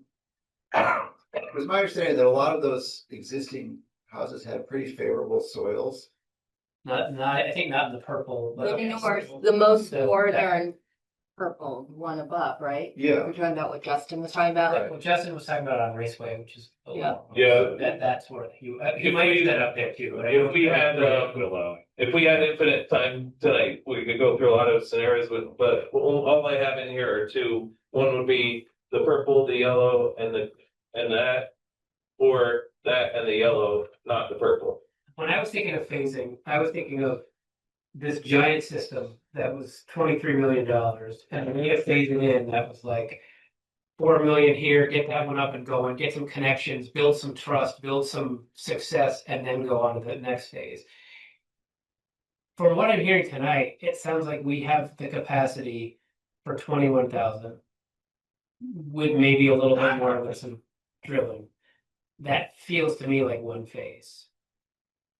Yeah, the way you could break it down, if you chose to, would be I mean, I get to do piping the and two in the connecting front, those. to do the 10,900 gallons in the front, Right. and then come back and do the bigger one in the back.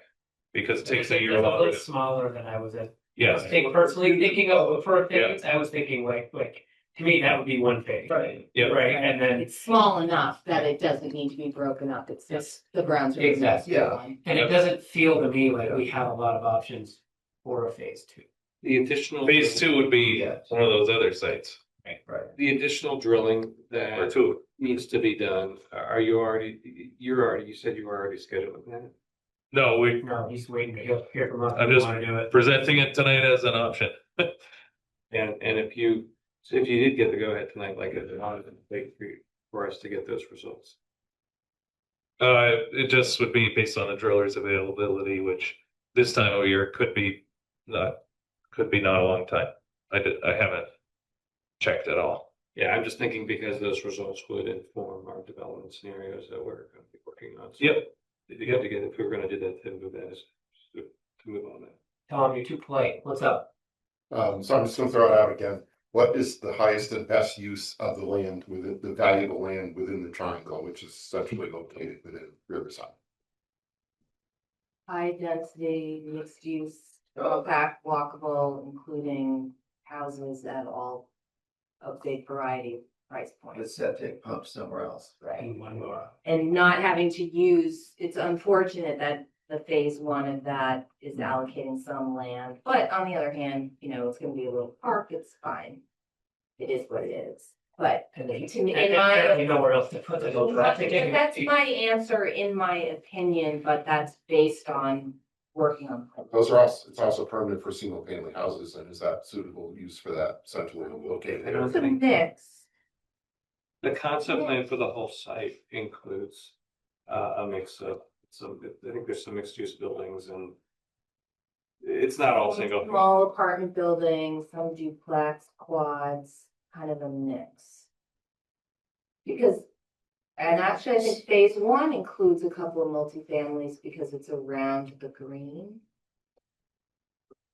But you're asking, why are you asking that? Because you're thinking like, are we enabling the best Yeah, what's the best? I mean, we haven't even started the housing study yet, so Based on everything we've been thinking about as a select board and the planning commission, what I've come to believe, all these experts who have done way more research on it than me, is that this feels like our best opportunity for any amount of density in Jericho. Like that specific spot, that one that's shaped like goldfish, is Goldfish. Piranha. not like the piranha. Yeah, This is the tail here. yeah, that's the tail. Yeah. Okay. It took me a second, but I got Like it. the little frog. Sorry. Is our best spot for that to happen. And so, yes, we are absolutely interested in wastewater to enable that. We invested this much time and energy and so on into it, you know, just to pick up and go, well, let's try this over here.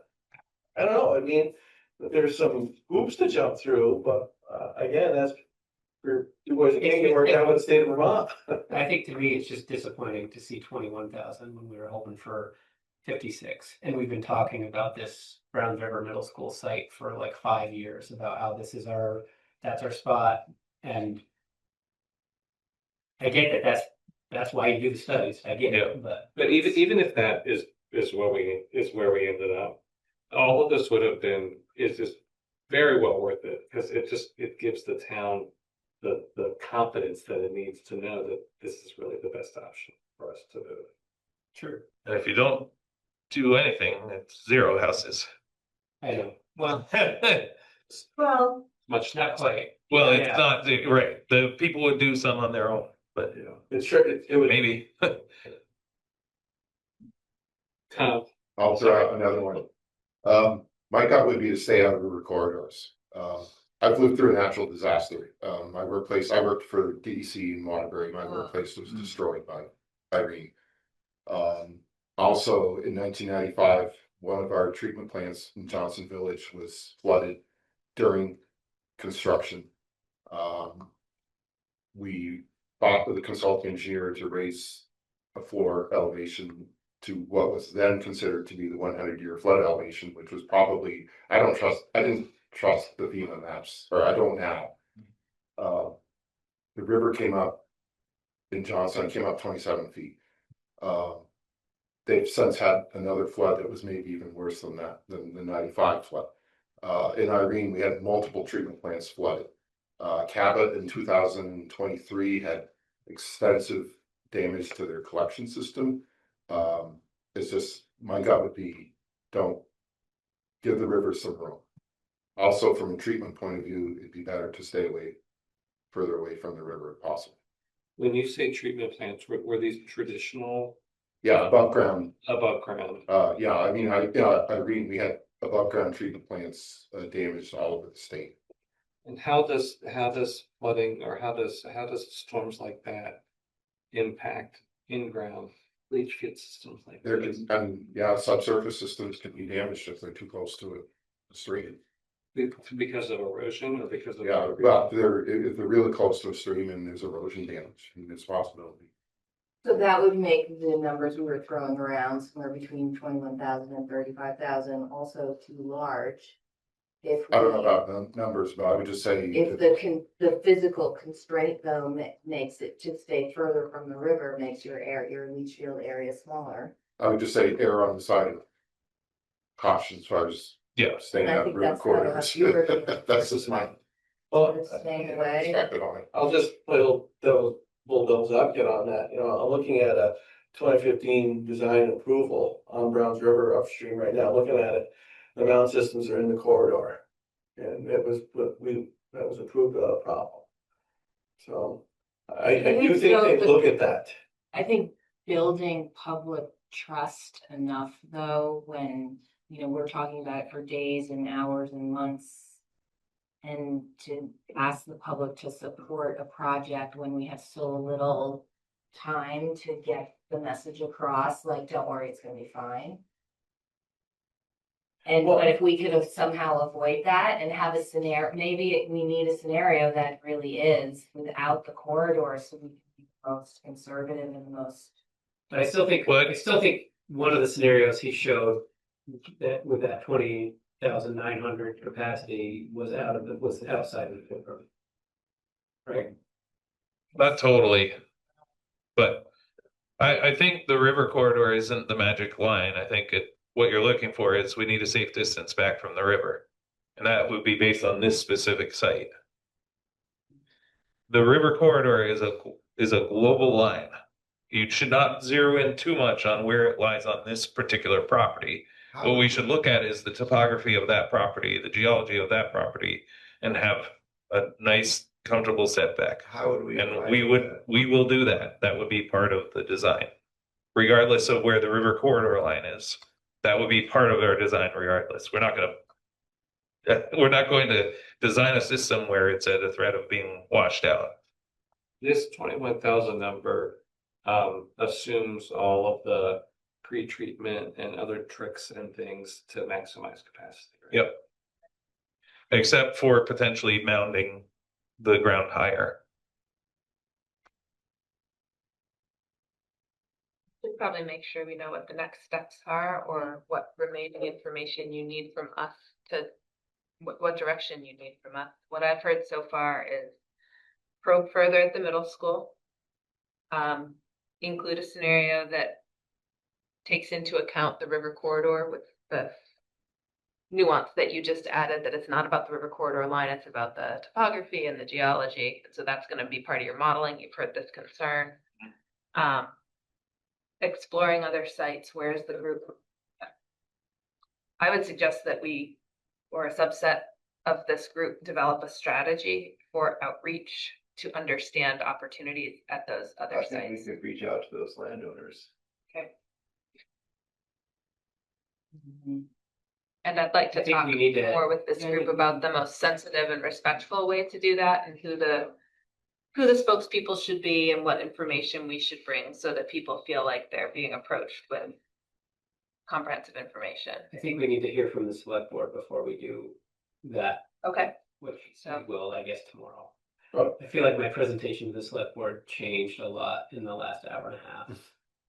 I was ready for it. I even rehearsed a little bit, That's- and I feel like Yeah, I knew we were gonna head there. That's why I said that at the beginning. So, Susan, I understand what you're saying about, but the public has to feel good about this too for it to work. Again, I put some trust in what our consultant tells us. With that, you're right, we need to make sure if this is the case, we have a real good explanation of why it works. Right, why it's. Why it's I okay. think you explain, right, if we end up doing it, you say, okay, the furthest, or the closest piece of this leach field is this many feet from the river, here's what we looked at, here's why we feel confident with it, here's the 100-year flood line, here's the 500-year flood line, here's what that, right, like you just make sure you have a lot of data instead of like Susan's like, oh no, it's fine, we did it further up the river, right? You gotta be careful with that kind of messaging, right? So I think they'll give us all that because that'll be what they spend their time engineering. I'm not as worried about that piece. But I feel like as far as your presentation goes, or our next steps, like I still feel like we could. One scenario would certainly include proceeding with the middle school. Sure. Oh, I absolutely. mean, it's less. Yeah, I said I wanted to hold off on reaching. What I meant is outreaching to other properties before we have a chance to digest that a little bit. Who makes the decision about about drilling the deeper holes and giving that direction? Is that a task force direction, or does that have to go to the select board? I am not an attorney, and I'm not great with municipal law. I feel like this is within our purview of the task force. It feels like Yeah.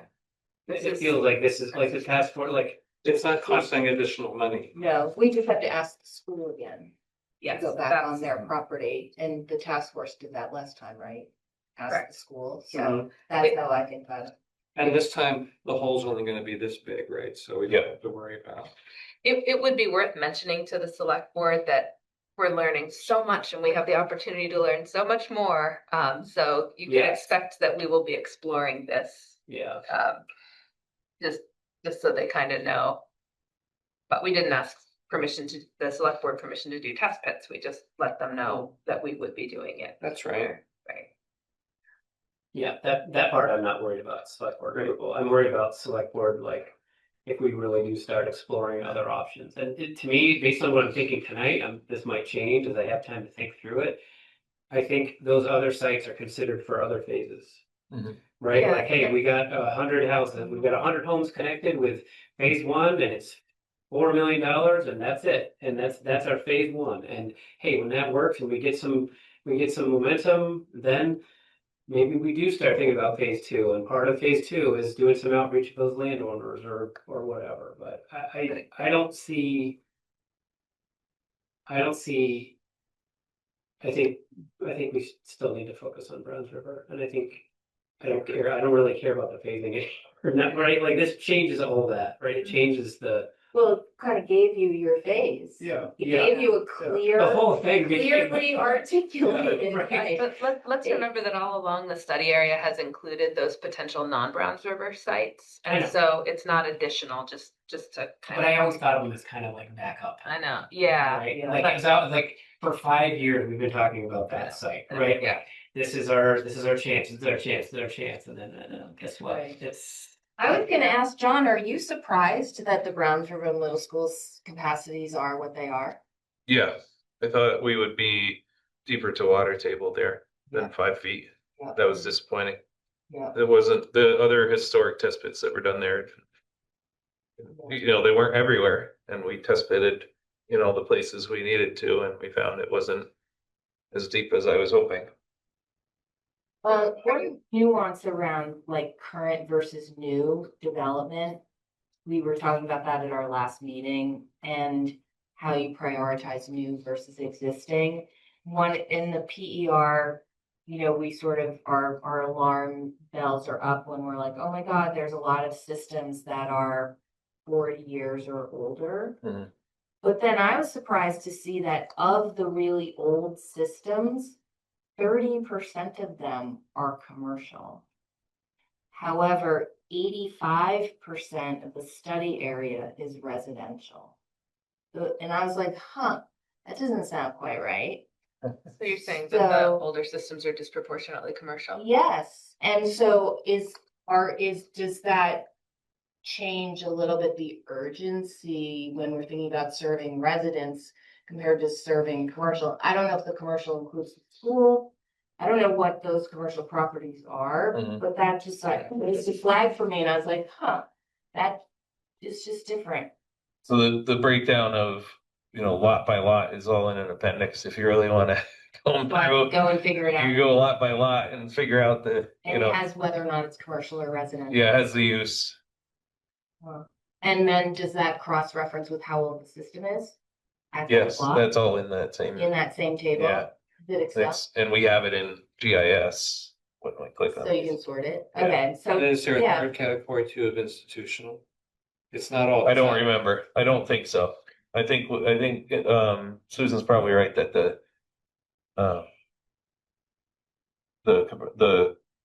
school is in the, So it's like residential and non-residential. yeah, I think that's probably right. I think because maybe I shouldn't think about it this way, but that the responsibility potentially of the town to think about public health and helping residents upgrade their systems, the level of responsibility to a business seems a little bit different. Mhm. Maybe it shouldn't, but some of them are churches, some of them are libraries, like, I don't know. So I don't know, I just noticed it and I was like, that doesn't seem right. And then in the growth projections, the PER talks about the housing resolution and our growth projections, adding approximately 450 homes are allocated of the Jericho growth rate to Riverside. Yep. And that sort of determines the flows and stuff that the report calculates. In the total future flows, yeah. But based on the reduced capacity, it's a little bit of the chicken and the egg, the reduced capacity that we're kind of boiling down the Browns River Middle School. Should the PER adjust that growth expectation number so that it's more, like, we're sitting here on a piece of paper, oh, that's 85 homes, but like, should the PER sort of, as it becomes more and more accurate, say like, we're looking at 125 homes in this area, so that there's not such a big disconnect. The PER can't come out, well, maybe it can, and say like 450 homes, and we're gonna address whatever percent, 25% of them. I think you have people in your community that would argue we still have a need for 450 homes regardless of what wastewater capacity we have. Right, because that's. I've heard that feedback from them at public Yeah. meetings. But then that's because I was sitting here thinking, like, have we been somewhat unrealistic about our ability to really grow and develop?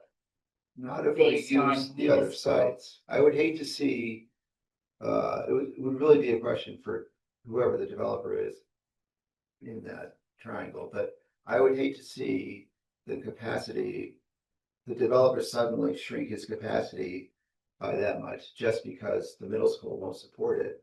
I would rather have them start at the same capacity, start at the same density here, and then when you need it over here, we'll tap into another site over there. And on that note, I hear what you're saying about the very natural phasing that's emerging and the sort of caution now that our expectations aren't met for capacity. I think it's really important to keep investigating those other sites, even if we're not going to use them until a subsequent phase. I think that should be part of this study in the next several months. I don't think it's a finish this and then look into this. I think it's a pursue this as well, so that when the time is right, we have the information that we need. That readiness piece, I think, is pretty important. As long as we can do it in a way that doesn't, and we would do it in a way that would be respectful to landowners and help manage their expectations. So I really think that ball needs to keep rolling, and that would be just my recommendation. It's up to the task force and the select board. They just don't seem as likely They to don't. be available to us, right? That's true, but it'd be good to rule that out. Yeah, I would also recommend that we contact other landowners beyond the old mill property and the school district sooner rather than later in order to define the boundaries of the project and also to control the costs of the project. I think the more information we have, the sooner the better position we'll be in. Yeah, I mean, I also think it's okay to start reaching out to the property owners now. It's just an initial contact. It's a very initial contact. when you brought that statistic about businesses, Susan, I'm just mentally going through my head, that whole area. There isn't one business that, except for the school, an institution that has a huge capacity, they're all little shops. Yeah, it's gotta be mostly a school. Am I correct? In some situations, those businesses that we're seeing has less usage than a residential home. Yeah. Yeah, it wasn't so Employee. much about their use, it was more like the number of lots and who owns the lot. And what's the financial position of that, and what's the responsibility of the town? I mean, I know we want mixed use and we want both business and housing, and it was just odd to me that it was so out of proportion to what the total area was. I know we're at time. I want to make one more extremely general question that maybe people either on the call or in the room can answer. So the state is really, really, really pushing hard this concept of town centers, and that's where we should be. We need to increase housing, 450 in Jericho, and 2, most of it should be in a village center. Given how hard this is, how can that possibly be their guidance? Like what other town center can say, oh yeah, we're gonna be able to find 200,000 gallons per day of capacity in these little, like, when they come out with those guidance of increase your housing stock and do it in village centers, they have to be thinking about the wastewater and the infrastructure. We can't be the only town with no infrastructure, right? Like most of them are like this. Is it 400 specific to Riverside? Yeah, well, that's what the Du Bois and King, how they distributed all, That 400 number came from the housing targets that the town set, Yeah, right? the Affordable Housing Committee, Affordable housing target. which were aggressive and more than Yeah, what. optimistic. It's from the housing resolution. Yeah. But the regional planning commission. maybe, yeah, so maybe that Uh, number needs to be revised also. But I just but want- my- It's my different. other- Go ahead, your question. outside of the number, Yeah. how can it work? Right, So- like, are they just like, where does that come from? I have an answer to that, and I'd be interested in other answers as well. I'm gonna start up here. It's been a long time state policy and investment goal. It's a state planning goal in statute to promote compact village centers surrounded by working lands. And so as a way to advance lots of other values related to recreation, the economy, downtowns, historic preservation, et cetera. That's kind of where it starts, and many policies flow from that, including in the future land use mapping process at the regional level and the allocation of the housing targets to different areas. That carries through so that a high percentage of each individual town's housing targets is targeted, aimed for those compact areas, with the understanding that the targets are 2050 targets, and it's going to take time to do the infrastructure investment. I think that there needs to be continued work to get everybody and everything pointed in the same direction around doing that and making it easy to do it. Right. Because it's hard. Right, like coming up with new rules about, like, continuing to add rules that are already extremely challenging Right. for development. So how do we Right. privilege villages within some of those rules if Right. we're asking communities to try and incentivize or enable, spur development there? There are some hopeful glimmers. I heard from my former boss down in Brattleboro that the town of Londonderry, is that you? You working on that? Just got their 90% PER in permitting after working on this for over 15 years. It's a 2-site system. The town of Walcott is doing a pretty cool project that's very, very small scale. It's gonna make their village more flood resilient. There are plans that haven't worked. It is hard. Waitsfield got lucky. Waitsfield got They found a good site. Well, then they got geologically lucky. and they bought that 20 years ago. They bought that site 20 years ago, and they had a failed bond in, I think, 2008 or Yep. so. Yeah, That they had they've to been come working back at it from. for decades. Yeah, yeah. And that site was, I don't know if that helps. if they didn't buy it, it was going to be a gravel pit. The targets from the Regional Planning Commission for Jericho, there's a big range. There's a low, a middle, and a high. And But what I've been asking them every time I get the opportunity is how. And But- like that, like, I'm not saying I was expecting this to be easy. I certainly wasn't, but So you're naming the work that disconnect. Planning You're naming- Commission is doing is also on the village, not just the village centers, but the village district. I forget that there are two things. There different are two things, and so that, I think, we have a lot of potential in those areas. yeah, and our low density residential district is also within it's an infill residential, so it's got more of a growth character. Right. I just don't know how you do it in a way that without Right, and without I'm help, sitting here going, without more help with like, it. isn't there better technology? Like, what do people Right. do in Manhattan? Right, I mean, that's there's exactly what these I'm saying. fields in Manhattan. They have a wastewater treatment plant.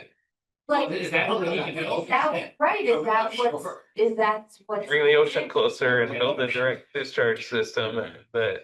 We're trying to, That's exactly what went through my head. Um, Like, there's gotta be- There is, in wastewater treatment in general, I think there is a trend toward more intense treatment on smaller footprints. That's kind of Yeah. a general trend. Yeah, that seems like that's what you're gonna have to do. What's the state's provided with some initiatives to try to promote the density? The hard part is, and John sees it, and we see it, once you bring in the limitations of wetlands, river corridors, the 10-acre exclusion, it does, they give you advantages, but there's other things that take it in. And what you lose is certain opportunities, because let's face it, in a lot of these small village areas, there's not a lot of open lots left. They're gone. They get chewed up pretty quick. So where do you put the septic, you know? We found out in a pretty short order, we have pretty limited spot to do septic in Riverside. Didn't take all that long to come to that conclusion, and I think a lot of towns have the same premise. You know, But we're also, I mean, in Jericho especially, we are thinking of our village centers as continuing to be largely as they are. And, 150 years ago, Manhattan looked like that, right? oh It yeah, doesn't today. So I'm not projecting that we're gonna develop like that, but you could, at a certain point, some of that thinking could change. I agree, Chris, we need to look at the peripheral more. No, I'm saying that the actual village centers could become, that, at a certain point, they may become, probably not in our lifetimes, but not single family houses. So you think more of a full redevelopment, like? Yeah. I mean, why not? I mean, Yeah. No, I don't disagree with you. I mean, I'm not proposing it, I'm just saying that why, it seems almost inevitable. If we could find septic, Right, if we But can sure, you could. provide wastewater. so you're right, if you take 20 lots. I knew I shouldn't have opened that can of No, worms.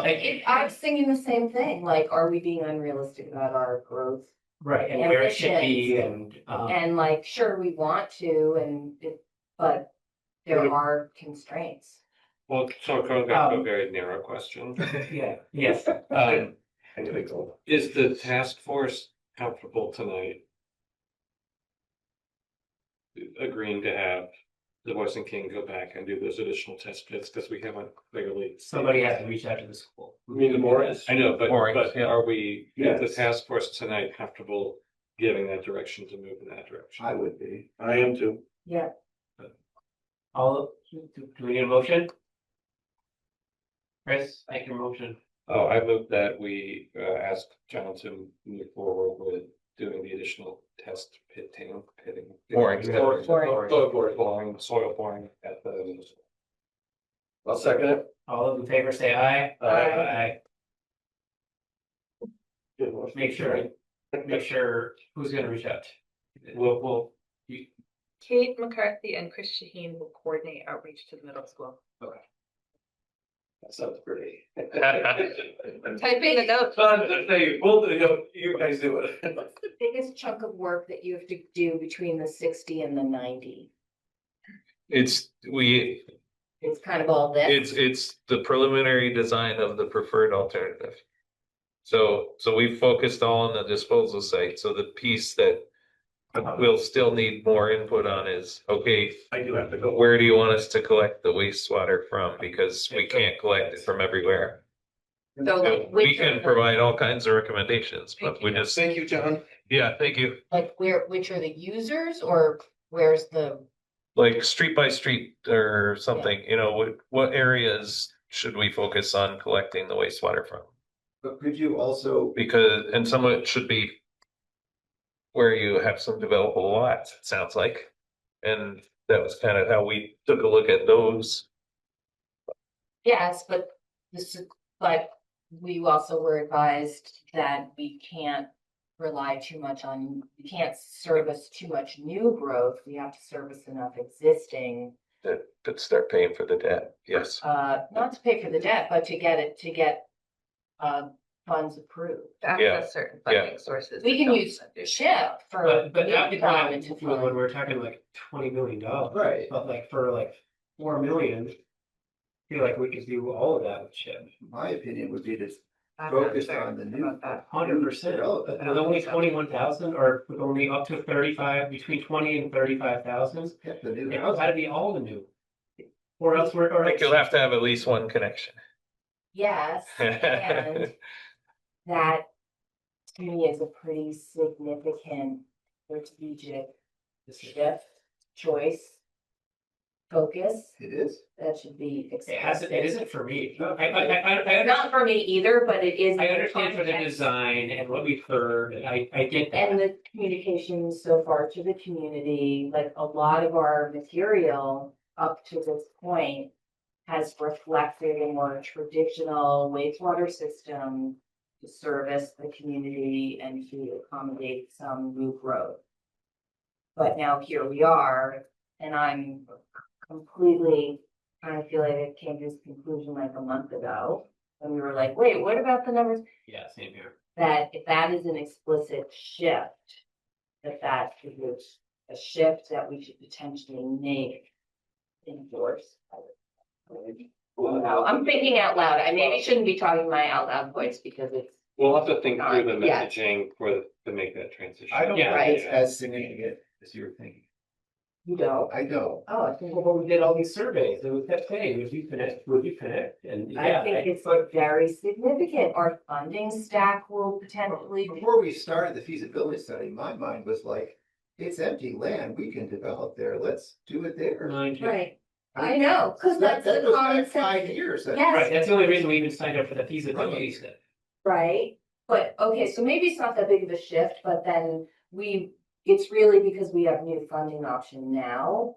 Because when we heard, oh no, the funding, is really limited to existing development, that was like well, For the that's a C, big that was for the problem. TWS. Yeah, but I would also ask, I guess, if you could think about what all the strategies that you could use to maximize the middle school Mhm. land, Yep. including the adding new, Mhm. a foot or 2 feet, whatever, Yep. to that, just to see. I think that would be helpful to know that, Yep. Because there were areas of the fields with nothing underneath it, and I don't know how you determined to not put another run of. Well, that's what I was asking, but maybe Yeah, if you changed your strategy and you were doing more of a mound, a big shallow mound, maybe that would open up more of that Yep. land. Yeah, should Yeah. that be necessary after the board? There's some separation required between the pipes. In a system, if you're building separate leach fields, like if here's a bed and there's another bed, there has to be 10 feet between them. If you build trenches, they have to be 4 feet between them, like I said earlier. With the drip dispersal, it's a little different, but there are still like whole pods. There's a whole pod of interconnected tubing here because that's how much of pump can pressurize, and then that has to be separated from, but maybe not by as much, from another pod. are you saying So you've that- already done the exercise that? No, I'm saying that what I'm getting to actually is that is part of the work towards the 90% also. It's really working on the leach field configuration instead of having silly red boxes on there. So that's another important piece that we would, and I think we have all the information we need to really work on leach field layouts now. So that's partial answer to the earlier question too. One other thing on perspective of your capacity, I think if you asked most people in Waitsfield, they also are disappointed that they only have 95,000 gallons a day. So they have a much higher need than that. And most of the feedback they're getting from people is that that's not going to be enough. And so they're already planning on where their next disposal site would be that they could pump from the one we're pumping it to go to that one and gain some more capacity. If you asked town of Highgate, they're another one that's pretty far along. They already know, like they did all their planning. They've got a plan to build, I forget, like a 20,000 gallon a day system. And they've already got all of the capacity allocated. As soon as they went out to get people to sign up, it's all used. And so I think, you're asking how you should feel about it, kind of was one of the overall questions. To have capacity is a good thing, and I don't think you'll find anybody that feels like they have enough to meet their downtown needs.